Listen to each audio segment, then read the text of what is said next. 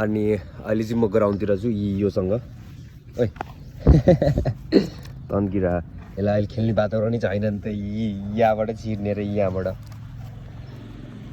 भन